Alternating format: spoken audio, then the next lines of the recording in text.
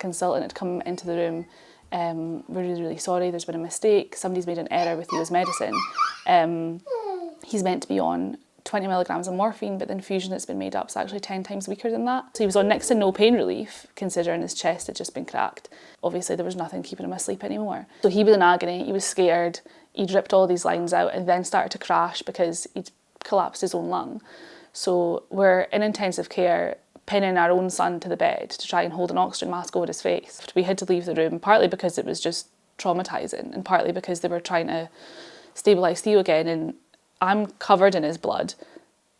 His dad's kind of speechless as well, and you're thinking this is where he's supposed to be most safe. It's 9 months on and I've not even really heard back except from, we're sorry it happened.